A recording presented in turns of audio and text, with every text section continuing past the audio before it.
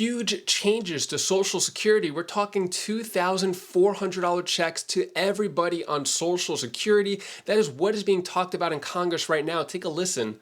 Now, we could do even better and actually strengthen benefits, and I'm an original co-sponsor of Senators Sanders and Warren's Social Security Expansion Act, which would expand benefits by $2,400 each year while fully funding the program indefinitely. I'll play you the full video clip of what is being said. Also, take a look at this. Answers to questions for the record of Social Security finances. As this hearing happened in Congress where they're talking about the latest updates to Social Security, what needs to change. Most importantly, as you can see here, increases in Social Security benefits for retirees. So got a lot of important information to share with you in here. Also, if you haven't heard about the latest news when it comes to inflation and what the latest COLA numbers are, you're going to want to stick around to the end of the video as I'll share with you what the latest numbers are and how that affects your Social Security check. So if you're on SSI, SSDI, any type of check from the SSA, you're going to want to watch this entire video as I have a lot of important information to share with you. Before I dive into the main content, if you appreciate these regular Social Security updates, hit the like button and subscribe to the channel for the latest updates on increases, decreases, proposals, and bills, anything related to Social Security. Subscribe to the channel, hit the notification bell so you don't miss any updates on that. All right, let's get into it here. One of the most exciting parts of Social Security bills and proposals would probably be the Social Security Expansion Act, which is a proposal of an extra $2,400. Which is in Congress right now being spoken about. I'm going to share with you that video clip. So if you're on Social Security and you want to get that $2,400 check, or also $200 per month, $2,400 per year, $200 per month, I definitely want to take a look at this video, and I'll give you some other important information about what happened at the hearing with the CBO and how that could affect increases to your Social Security check. But first, take a look at this video footage right here. Today, I welcome a conversation with Republican colleagues about how to protect Social Security, which, according to CBO, along with Medicare, will make up more than half of spending growth over the next decade. With Social Security and Medicare accounting for so much future spending growth, you cannot have a serious conversation about our nation's fiscal situation if you only focus on non-defense discretionary spending, which represents less than 15% of total federal spending. Without new revenue, Social Security will only cover 80% of its projected benefits by 2035. That's only 12 years away. This hearing will therefore examine how to close that revenue gap to preserve the promise of Social Security for our kids and grandkids, working adults, and current retirees who will still be alive in 2035. Our promise to them is one we must not break. Social Security is the bedrock of retirement security and the nation's most effective anti-poverty program. It's a lifeline for millions of seniors, their children, and people with disabilities. In February of this year, that lifeline reached 20% of the entire U.S. population. Almost every senior in this country will receive payments from Social Security, benefits they have earned that let them retire in dignity.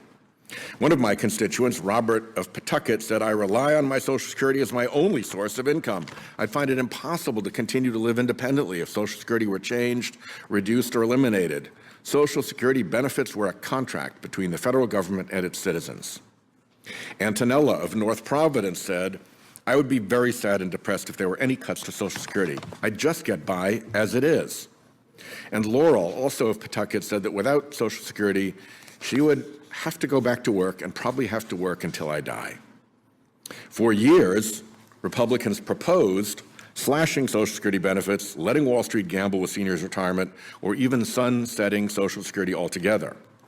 Then, at the State of the Union, President Biden received a bipartisan standing ovation from Republicans and Democrats alike when he proclaimed that cutting Social Security and Medicare was off the table. As he said that night, we got unanimity. So, this hearing proceeds under the premise that Republicans want to extend Social Security solvency and will stand by their commitment not to cut benefits. That, of course, leaves only one option: raising revenue. Fortunately, there are win-win common sense solutions that would both extend Social Security solvency indefinitely without benefit cuts, while also making our rigged tax system fairer. Right now, the cap on Social Security contributions means a tech exec making $1 million effectively stops paying into the program at the end of February, while a school teacher making far less contributes their share through every single paycheck all year. That's not fair, and my Medicare and Social Security Fair Share Act would fix that by requiring contributions to Social Security on wages above $400,000. People living off income from their wealth make no Social Security contributions. That's not fair either, and my bill would also fix that. Those making more than $400,000 in investment income would contribute just like those who are earning wages. And right now, some wealthy owners of pass-through businesses like hedge funds and private equity firms avoid paying Medicare taxes entirely on much of their income. My bill would close this loophole. These reforms raise enough revenue to make Social Security solvent indefinitely, according to a new estimate from the Social Security actuary, Mr. Steve Goss, who is our lead witness here today. Further, that legislation would extend Medicare solvency by 20 years.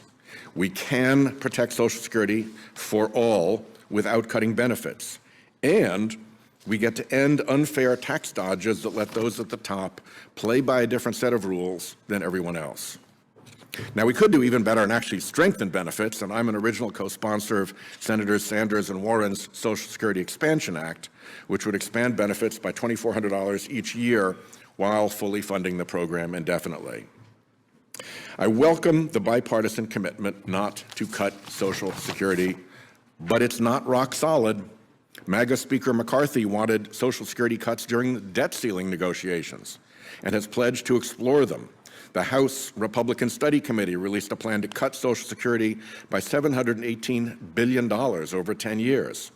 The plan would also raise the retirement age to 69, which would effectively cut benefits by 13% every year and especially harm low-income workers. Raise revenue or cut benefits. These are the only two options. If Republicans stand by their commitment not to cut benefits, they must safeguard Social Security solvency by raising revenue. There is no other way to honor our promise to older Americans to retire with dignity. You just heard Senator Whitehouse talk about the Social Security Expansion Act and how he is in support of it, given those $2,400 increases per year, $200 more per month to everybody on Social Security, and wants to help the solvency of Social Security so that it lasts for longer and nobody's checks are cut or delayed. So what are your thoughts on that? An extra $200 more per month to everybody on Social Security, SSI, SSDI, anyone collecting a check from the SSA. What are your thoughts on that? Let me know down in the comments below. Also, let's take a look at the hearing when it comes to Social Security. I'm going to give you a really important question and answer here. Not going to go over the whole thing because it is a lot, but I just want to give you the information of what happened with the Social Security increased benefits for retirees. So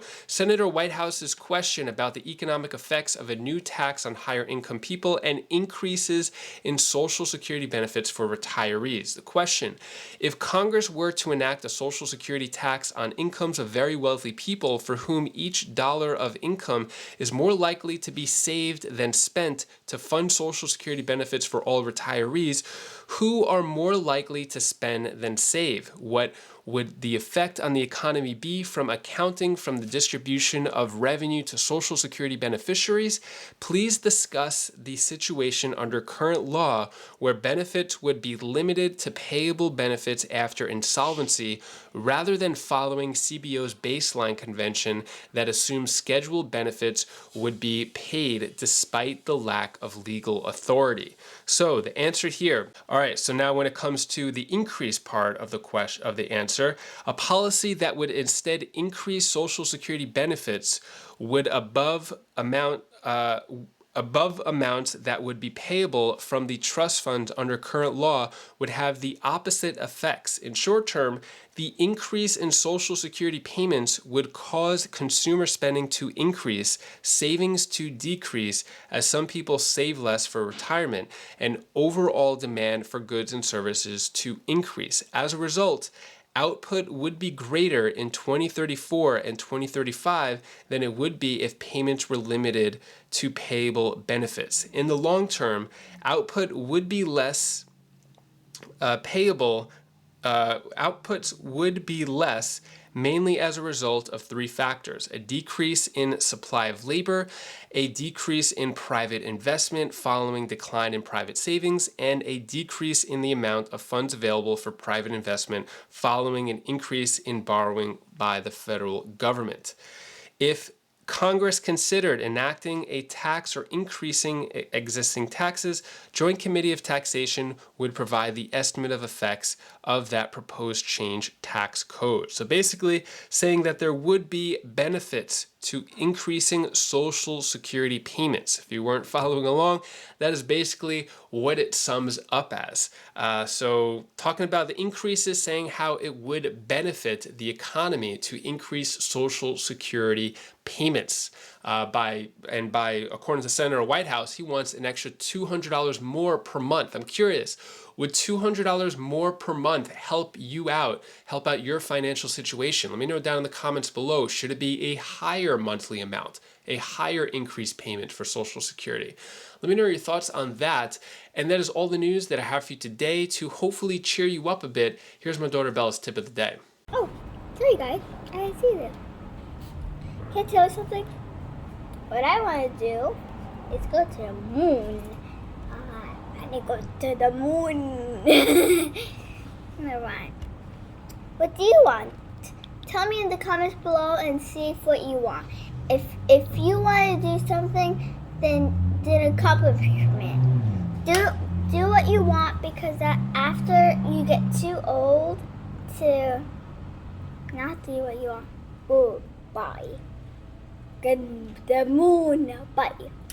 Thank you so much for watching. If you want to know the latest COLA numbers from the inflation and economy data that just came out, you're going to want to click this video right up here as I give you the latest news, the latest numbers of what's going on with COLA, plus $2,700 checks too. So click that video right now and I'll see you in that video. Take care, be safe. Thank you for watching.